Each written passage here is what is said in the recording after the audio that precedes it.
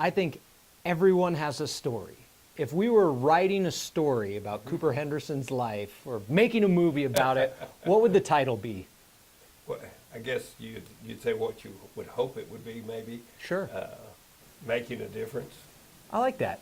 You know? Making a difference. Do you feel like you've made a difference? You've been in this sport, this state, this community so long.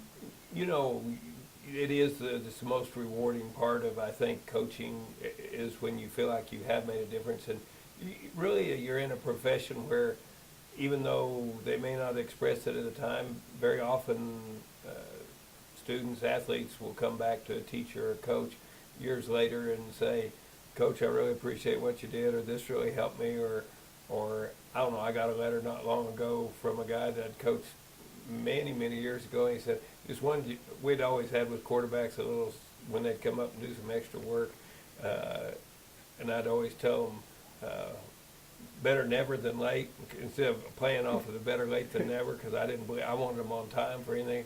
And I'd say, and he just wrote me a letter and said, I just want you to know it goes through my head anytime throughout the rest of my life and my kids, and that, you know, it's something you just didn't, I mean, a little thing you don't even remember necessarily talking to him about that much, and right. And that he said, and then he talked about other things that he appreciated, but it's kind of interesting sometimes where some areas you may not have even realized that something helped a young person, and that is the most, I mean, that's to me why I see coaching and teaching a calling. I mean, I definitely think those people who really believe in it are ones that believe that this was what they were meant to do. It's not something that you just, you know, happened and tried for a while and liked it or something. You know, I mean, I think over a period of time, you know, it's what you really want to be, or I won't say want. It's really what you feel like you were supposed to be doing in life. Yeah, why'd you get into it in the first place?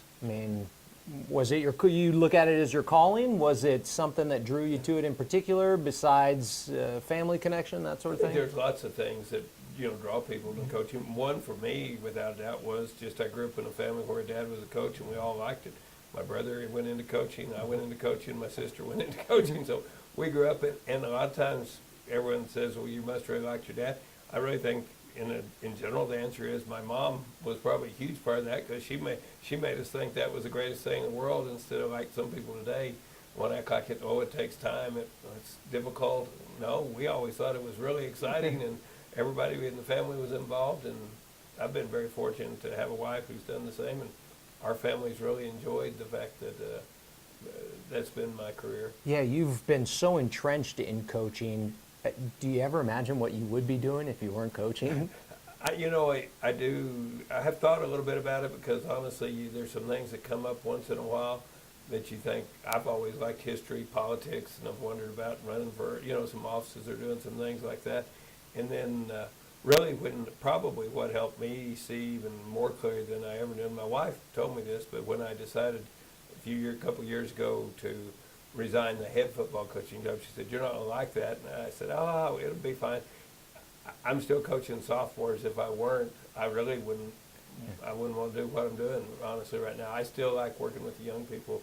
It's a favorite part of my job. You mentioned, you know, running for office or something public like that. Is that still in the picture or a possibility? I doubt it. I don't know. But it's one of those things where you know really what you're doing is what you. And like I say, I still really, even with the younger players, really enjoy working with them. I want to get back to making a difference, like you said.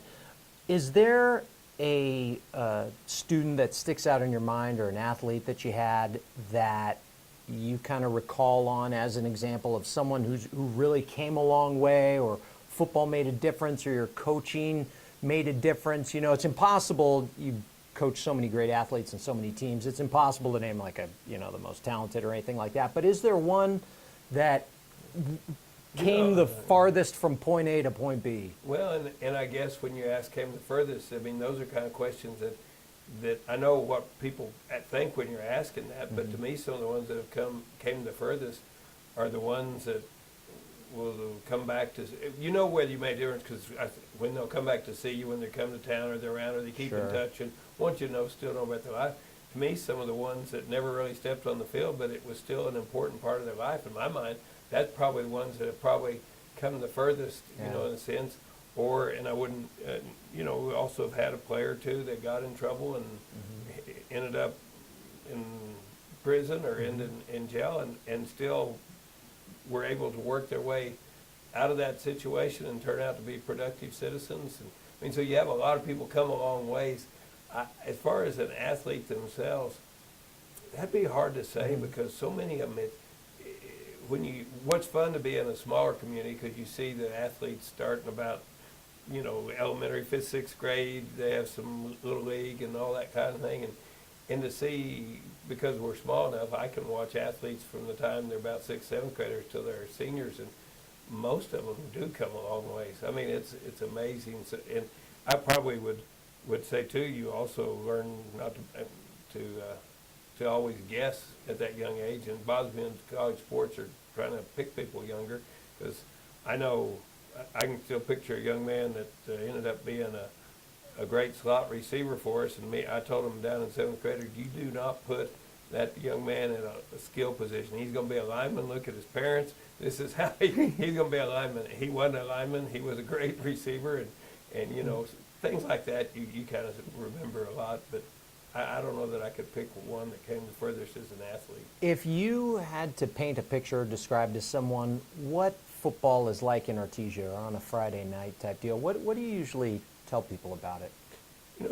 It's really, we're very blessed in a community that really cares about young people, and that starts with really some of the people in the community that have done well, and I just mentioned, like, there's a bunch of them, but different people like the Chase.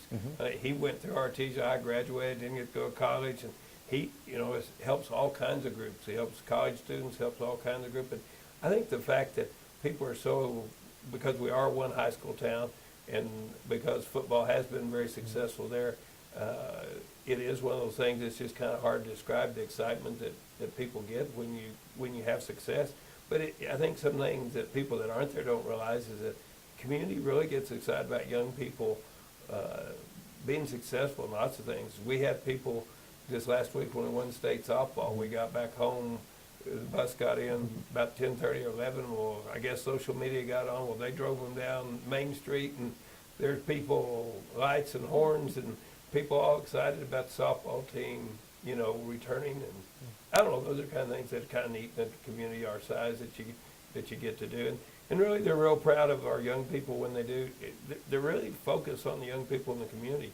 We, this year, got our band and choir. We've been giving them a hard time about not being in the state competition because they were really good, but they always just went to the other types of competition. So this year, they came and they won. They won. Yeah. So people were really excited about that too. So it's nice to be in a community of the size that the high school is kind of a focus of the community, or the schools are.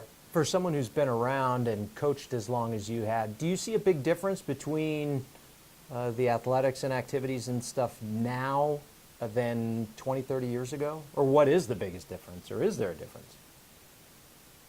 Well, no doubt, when you go back very far, no doubt the growth of girls' sports has been huge, and how far they've come, and how, to me, I feel, hopefully, it seems like we've got equal playing fields, and I hope we do. That has been a huge step. Culture changes, people change, and the other part, though, that I think doesn't change, if you expect good things out of young people, you're going to get good things out of them. If you don't expect good things, then you're probably not going to. There's going to be some hard steps along the line in that learning process.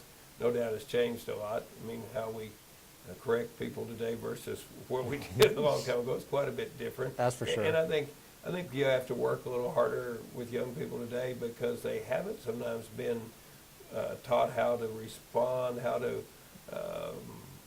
really kind of fight through being a little tougher with things that they need to learn to do to be successful in life. And that's, I think sometimes because they're not growing up working at home, which maybe 20, 30 years ago, most of them were expected to do a lot of physical work or work around the house, or, wherever it may be.